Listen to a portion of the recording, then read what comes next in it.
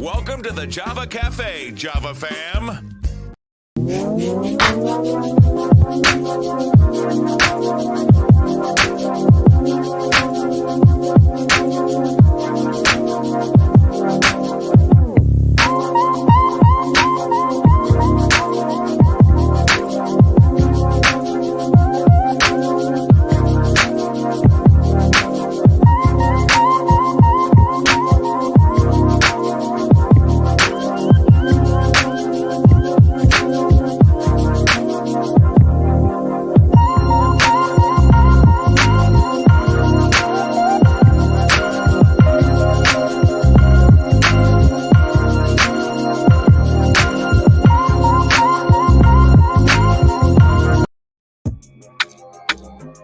Good morning.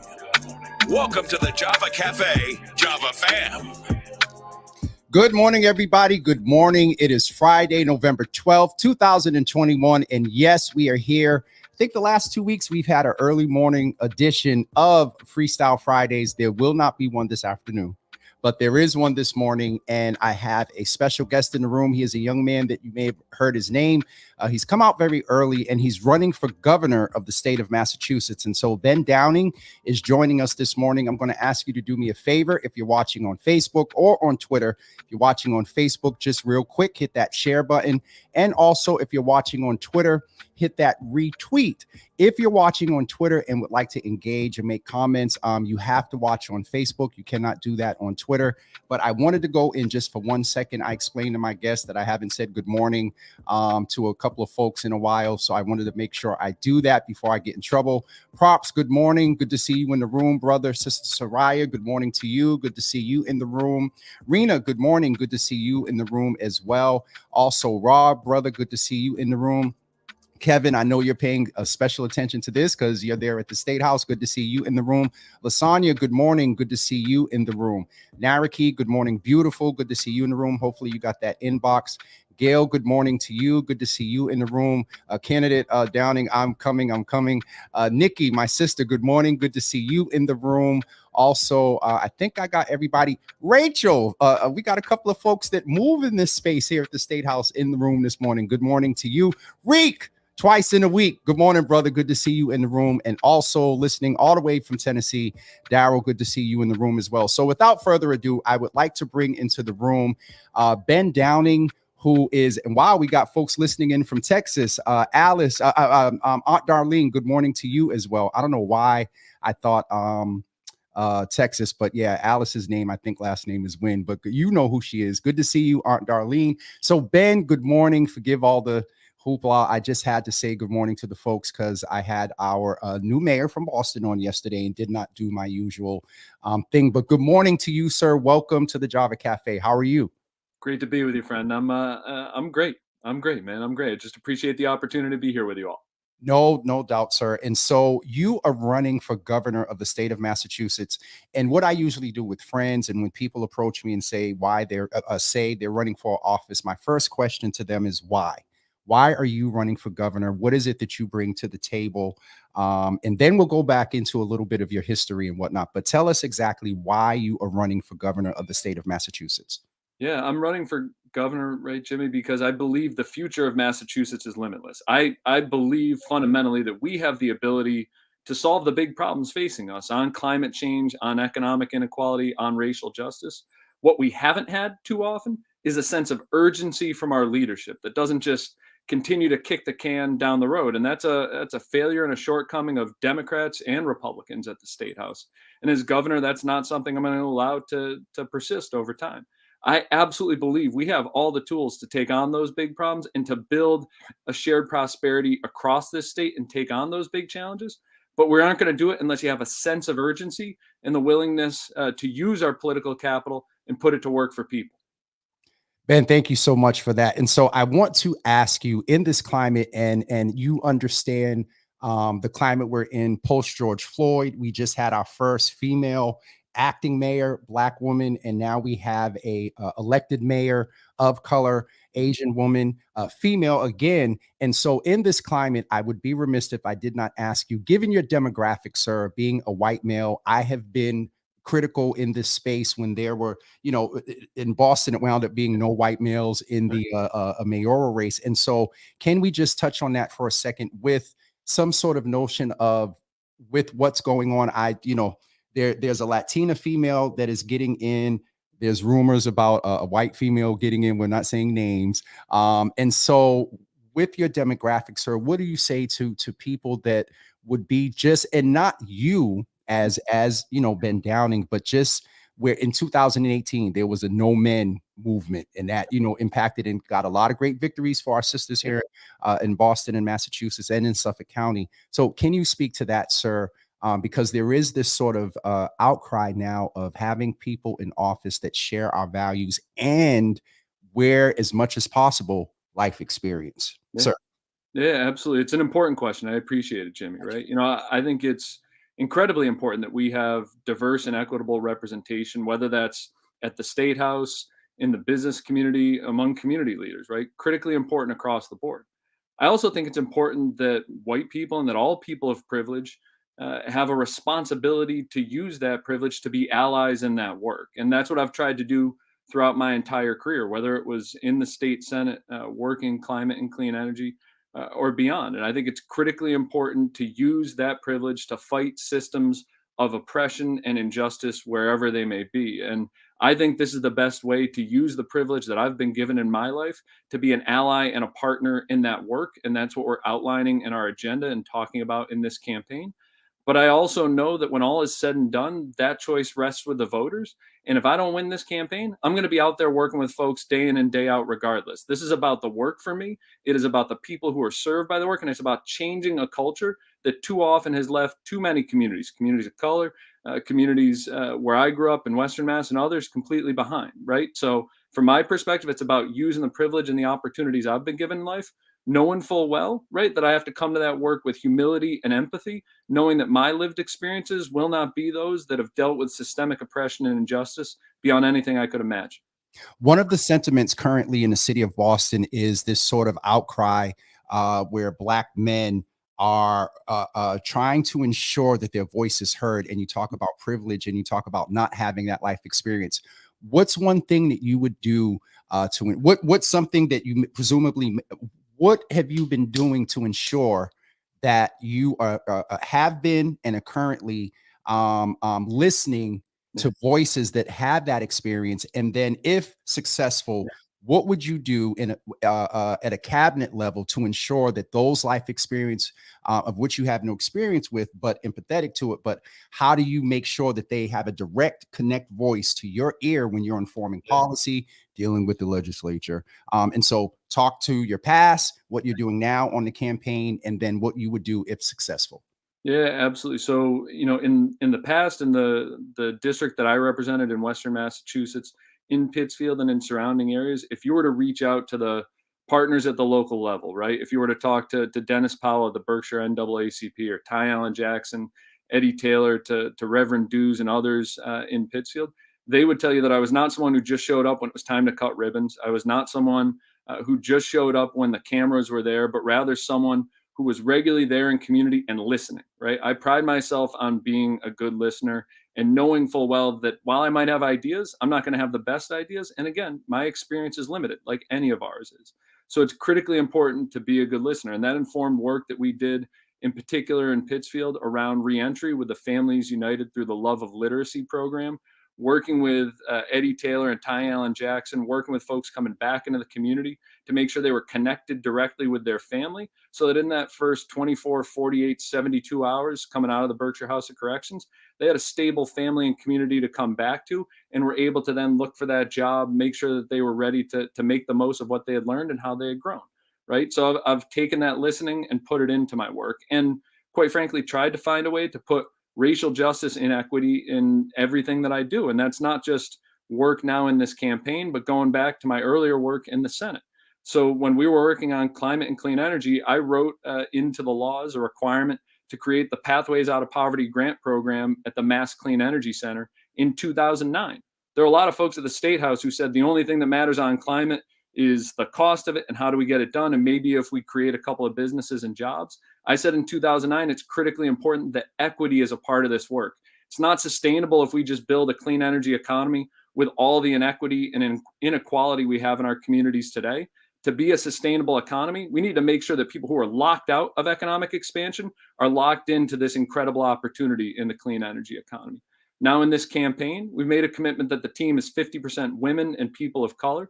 We're working on that from a staffing perspective at the consultant level, at the fellow level, at the full staff level, at every single level, trying to make sure that we have a diverse set of experiences coming to the campaign everywhere where we're meeting community.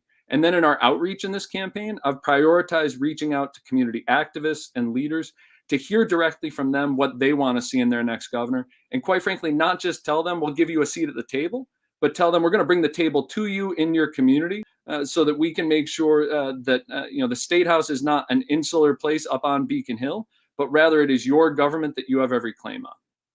So Ben, I got in trouble the other day because folks, sometimes I don't go in the comments when I have guests, and so I'm going to sort of balance because this is your introduction for a lot of people, and there were a couple of questions around who is he, and so hopefully you're getting ready to know now, and then you just gave some context to what you've done, and there is, I said in Boston, there's this concern among Black men, but not even so much, but kind of related to the question I asked you about demographic, and then you just outlined how you are, and will continue to be sure that non-privileged, what's the underserved and underrecognized communities are at the table. And so, being a Black man and part of the LGBTQ plus community, what have you done? What are you doing? And how will you incorporate that community in policy and also in equity? Yeah, absolutely. It's a great question. So I was one of the lead sponsors of the Transgender Equal Rights Act going back to 2009, working on that, and the multiple iterations of that it took for us to get that bill done. That was the first effort in 2011 and the first in 2015. And that's some of the most powerful work that I have been a part of in my entire time in public office. It is not an issue, Jimmy, that I ran in 2006 knowing a great deal about, but I had, in particular, families of trans individuals come to me and say, hey, can we talk to you about this issue, and set up a coffee, and learned a great deal from them. I learned from students at Williams College and at Mass College of Liberal Arts in North Adams. And we started to work on this issue. I said, you have my support. I'm going to be involved and engaged. I ultimately became the lead sponsor on that bill and worked with the organizers to get that over the line, get it signed into law. And that is some of the most powerful work I've ever been a part of in my life. And I think the exciting thing for me was the broad set of actors who were involved in that, right? So it was, a transracial coalition of folks from all communities, and that allowed us to connect with folks where they were at in the Senate. So I had colleagues who said, Ben, this isn't an issue I know about, but find someone who's been impacted by it in my district. Help me learn, help me get there, right? People who, were compassionate individuals, but were trying to wrap their head around it. And I found that ability to listen, and then find that intersection, those connection points among folks who might not necessarily consider themselves allies. I mean, that's why we do this work. That's incredibly powerful, right?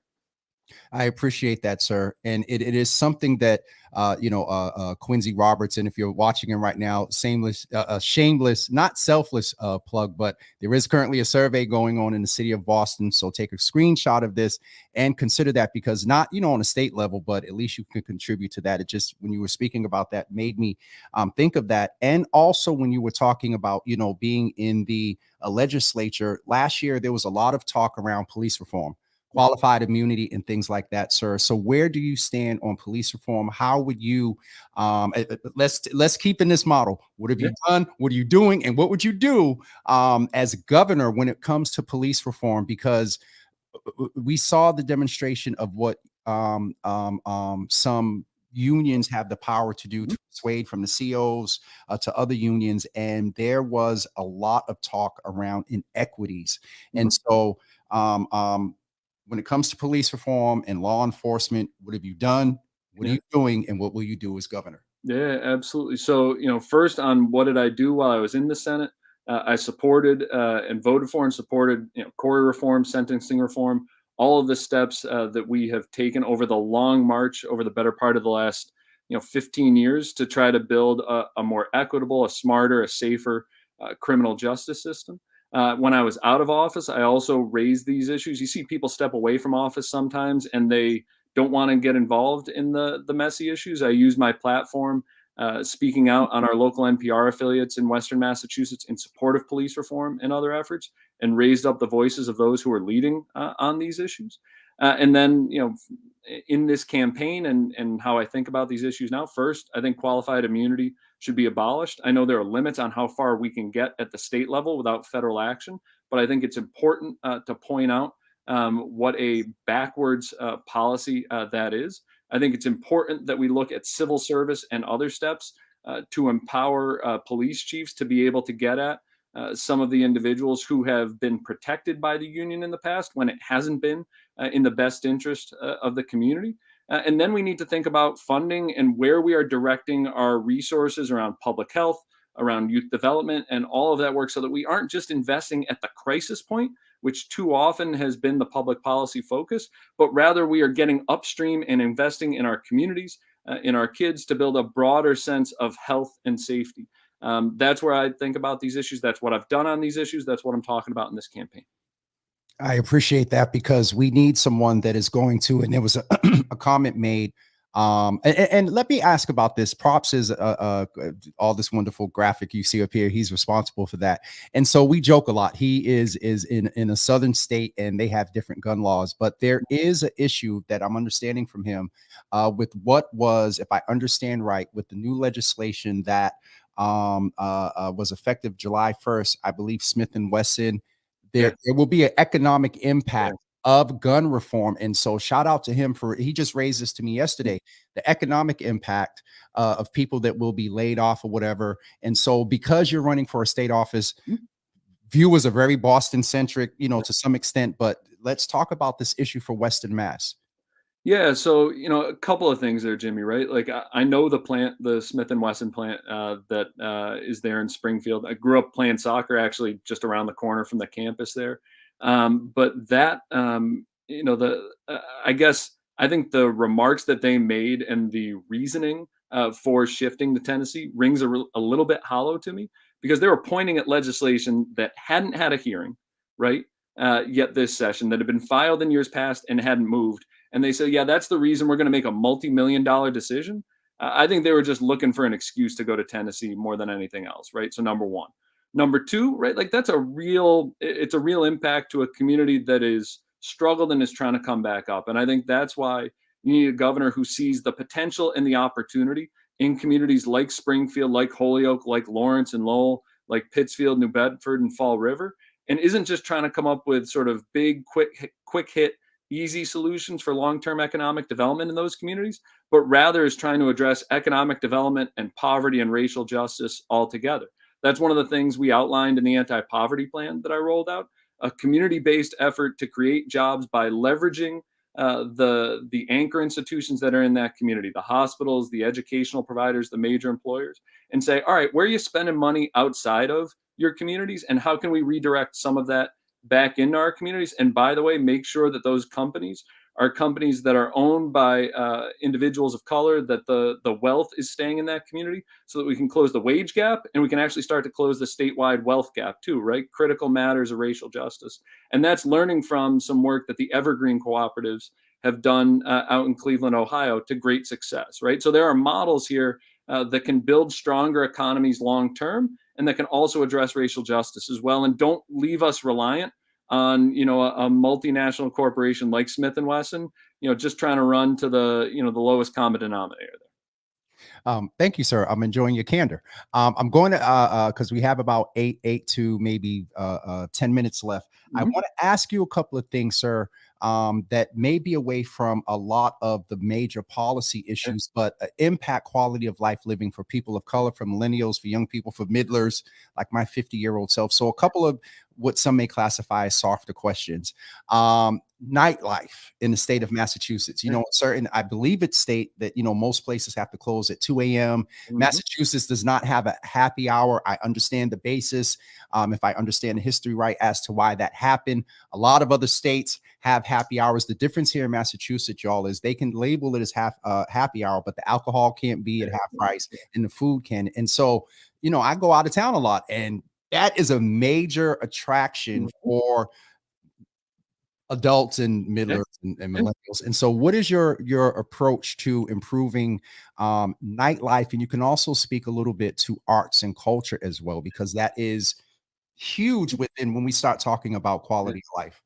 Yeah, so first, I feel wholly unqualified to talk about nightlife as the father of a 1.5-year-old and a 4.5-year-old. Like, my version of nightlife is when they're waking up in the middle of the night, and if I got to give them a bottle these days, right? So, like, I'll admit I'm rusty on my game there. But let me start with this. One, the happy hour we ought to still have, but it just makes no sense to me that we both don't have happy hour, but we require there be parking for buildings that are being built with bars and restaurants on the first floor, right? Like if we actually invested in transit and we had happy hour, we wouldn't have nearly the concerns that we have around drunk driving, right? Like there are legitimate concerns around safety there. That's the genesis of happy hour. And yet the underlying assumption is, well, everyone's got to drive to the bar. Well, no, everyone doesn't have to drive to the bar if you actually have a transportation system that runs all night that you can rely on and that you've invested in. And that's one of any number of different reasons why we have made transportation one of the key issues in this campaign.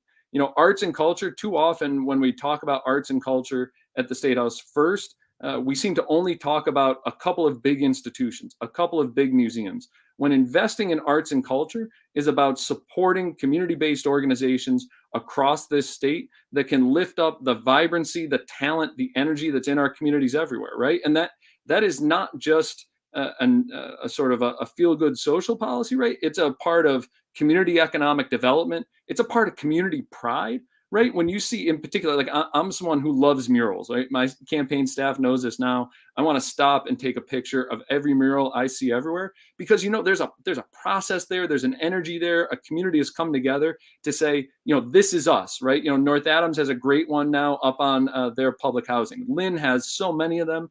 There are a couple of great ones we saw down in New Bedford last week when we were down there, and you see this community pride to them, right? It's a community pride building effort. So as governor, investing in the arts and culture, both as a community economic development strategy, but also as a strategy to build the vibrancy of our communities. That's going to be a key part of our economic development strategy. And to your point, we've got to find a way to get out of our stodgy ways here in Massachusetts, right? Sort of this is the way we've always done things. Everything shuts down early, right? Like there is a lot of energy and talent here, and people ought to be able to come to Massachusetts and to Boston and say that's a fun place. It's a fun place, and we see all of the energy in and around. Ben, thank you. You brought up the word transportation. We're going to get in sort of a lightning round real quick. You All right. brought up the word transportation. We understand that Mayor-elect Wu is moving, for free transportation. A lot of people say pie in the sky. I understand that the current governor, some other folks came out and said not happening. Where do you stand as far as free transportation, sir? Fare-free buses by the end of my first term as governor, fare-free transit by the end, or fare-free buses by the end of the first year, fare-free transit by the end of the first term. It's critically important when it comes to economic inequality. It's critically important when it comes to racial justice, critically important when it comes to climate change. I support the mayor, and we're going to make it happen. So that's why I kind of because one of the major things that people are saying that Mayor Wu will be judged on is if she can make that happen. So presumably, if you're successful, she has an ally in you at the state level, being governor, to push that forward. Absolutely. I'd look forward to working with the mayor on it. We're going to make it happen. All right. I definitely push that blue laws allowing stores to open on Sundays.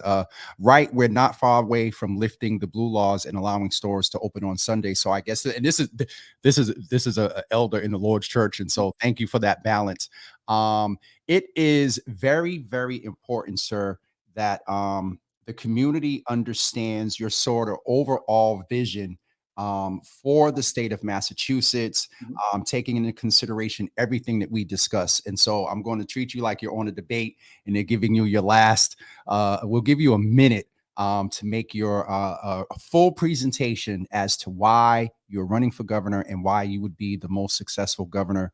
And I'll speak for when it comes to communities that I'm a part of, communities that I serve and familiar with serving, and a lot of which is a prominent population here within Massachusetts of color, LGBTQ, younger, middler, in sort of that age group. So, sir, the floor is yours for I'm going to try to stay on track for 60 seconds. Go ahead, sir. There we go. So, like I said, Jimmy, right? Like I believe the future of Massachusetts is limitless, but I know that our time is not, and we have to stop wasting time. I'm someone who knows what it is to get knocked down. My city got knocked down as I was growing up. I grew up in Pittsfield. GE left and took all the jobs. We were left cleaning up and rebuilding. The message that my generation heard was crystal clear, right? Study hard and get out. The best days of your hometown are behind it. My family got knocked down too. When my dad and my younger brother, Nate, died suddenly from heart disease less than 10 years apart. They were the center of my world, my role model and my best friend. So I know what it takes to get back up. And I know that we have to stop kicking the can down the road. We have to stop treating communities across this state as afterthoughts, stop writing them off, and actually do the work of taking on the big challenges that face us around climate change, around economic inequality and racial justice. And we have to do all of that together. You can't just address them in silos. You got to address them in an intersectional way. But I am convinced that with leadership, with a sense of urgency that doesn't just say you're going to have a seat at the table, but brings the table to the people, we have the opportunity to do precisely that. My name is Ben Downing. I'm running to be your governor. It's our time to build the Massachusetts we know is possible. Ben, that I'm trying to do better in this media space and trying to be stoic. But those that know me, that know there are certain things that I hear, and I'm like, and there has been some sentiment. Lord Jesus, the Reverend said she came into the cafe full throttle this morning. She's a DEI expert. Someone, Ben, you might really need to finance. There's a young woman there's a young man in here whose name you may recognize, and so that means a lot. As far as David Halpert. But Heidi Ivy is someone that moves in finance and then also is a DEI person to keep it. Look at me writing down. You do my homework. I'm coming, Heidi. And then Gail Hainville is someone that moves with she's a twofer here. Moves with homeless young youth, but specifically LGBTQI, and then even more so with the trans gender community. And so she's someone to keep in contact with as well. And there are many others in here that do great work in this community, but they sort of been the one that was most vocal in the comments today. And then there's a young lady by the name of Jen that has some real life experience when it comes to mass and cast. And so I really appreciate you coming in. Just for those of you that will be trolling later or asking, no, this was not a paid time here. I have met Ben over the summer. Some of his team have been saying, we think it would be a great conversation. I do as well, but we were in a municipal election as I did last year. Anyone that I'm hearing about getting ready to run from now through December, we're going to try to get them in the room so you all can get an early introduction into them. So Ben, I appreciate you. I'm going to go and share some announcements. It won't hold you. Heidi said you got it with one word. Intersectionality. I mean, it is really real. All of that and it's funny because I said this in kind of the back studio that, as some view it as a critique for Mayor-elect Wu, so much of the intersectionality happens when you're talking because of the awareness of so many things. And all of these things do sort of intersect at some point when it comes to quality of life, whether social ills against us or improving them. And I like how you said, not just kicking the can sort of down the street, because you're still going to either walk back up on it, trip on it, or at some point, or shovel the snow and the shovel's going to hit it. So sorry, the preacher in me is going toward metaphors, but I appreciate you, sir. And thank you. Thanks so much for having me, Jimmy. Appreciate it. Thanks everyone for the questions and the comments. And we'll see each other soon. Absolutely. Thanks, Ben. Everyone, that was Ben Downing, who is early in the gubernatorial race here in the state of Massachusetts. Woo, I'm tired.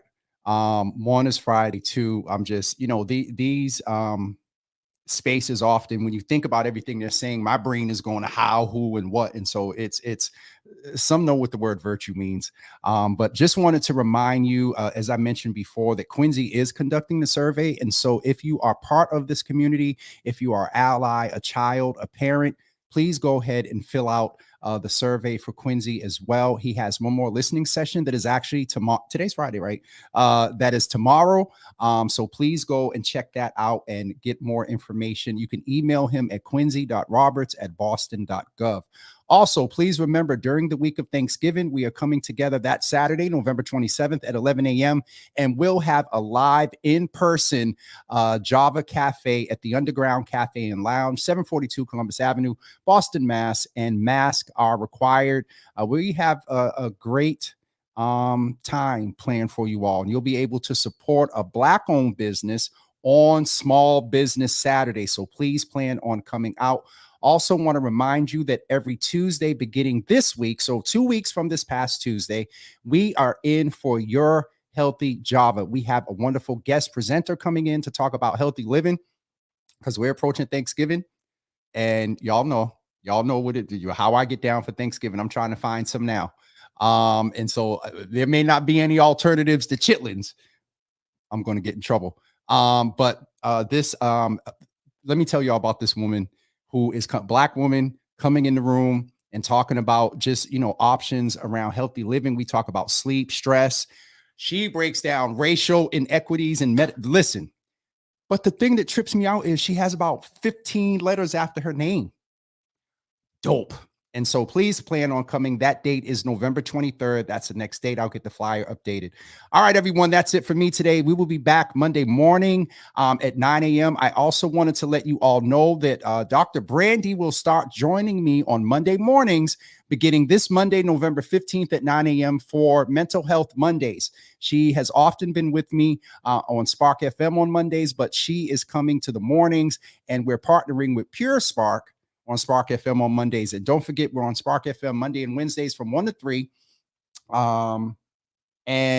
For Black mental wealth. And so we begin the first half hour with talking about mental health with Pure Spark. And then at 1:30, Jelani Lynch from Ambition to the City comes in and talks about how we build wealth. And we mix the two between what we're going through sometimes in our mental health, but then also translating that into the money space. Because you can have all the money you want, but if you don't have the right sense around money when it comes to money matters.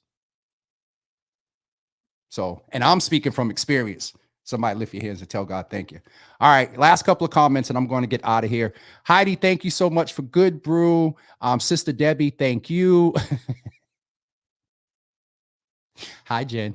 And Rachel said, Keys, he would be a great partner in this work compared to the current. Y'all are shady. Y'all woke up and chose violence this morning. Oh my.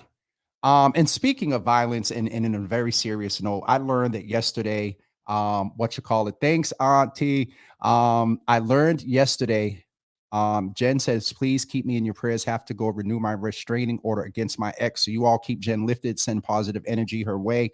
And speaking of violence, my understanding is, as I shared with you all, that on Daring Road the other night, there was a homicide.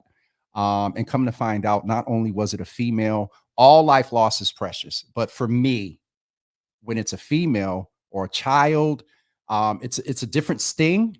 And then to hear that this female was a senior. So 2 things I need to leave you with, and I hate ending on bad notes. And I'll figure out a way to end on something more positive. But the media is starting to talk about the fact we're not even in the real winter yet. That COVID cases are rising. I know someone that is fully vaccinated and dealing with a breakthrough case. Matter of fact, I got to check on them. Also, please keep my baby sister in prayer. Please keep Tamisha in prayer. She had to have surgery. Won't go into the details, but she had to have surgery. So please keep her in prayer. But COVID cases are rising. And as much as we presume that violence, in the winter, it gets better. But you all remember these past couple of winters. And we're still dealing with the impact of COVID and all the stuff that Ben talked about, that Michelle's been talking about, but that we've been living every day. So just keep that in mind. Keep it prayerful. And to all the prayer warriors out there, y'all are there's this new trend on Instagram and Reels and whatnot about I met the assignment, or I made the assignment. There's an assignment. There is an assignment. There change is coming. Change is coming to this city, and the powers that be, when we talk about spiritual wickedness and stuff in high places, what's going on? Heidi gonna mess with me. Bishop Bragg used to teach first natural then spiritual. So if you look and understand in the natural, the shifting with the new mayor and the mentality, the shifting of a candidate to just talk, and this is no endorsement, but I know some folks who I share some strong values with that are supporting this man. And if you listen to the values and extract them from what he was saying, they're closely aligned with what we've been hearing locally. The quality of life is here in Boston and Massachusetts for Black and brown people is in the process of changing. And so that spiritual wickedness in high places is upset. All that to say that y'all prayer warriors, keep praying even more so, and pray for y'all pastors, because they still have not had a chance to take a full break from COVID. They haven't been. All right, I'm getting ready to go because I done went off somewhere that I do not need to be. Oh my God. Anyway, if you're still watching and you came on because Ben was on today, this platform can go from politics to faith to mobilization to policy to music to anyway, pull myself in, Jesus. You all have a wonderful weekend. We will see you Monday at 9 a.m. And talk to everybody soon. Thank y'all very much. Have a great day, everybody. Peace.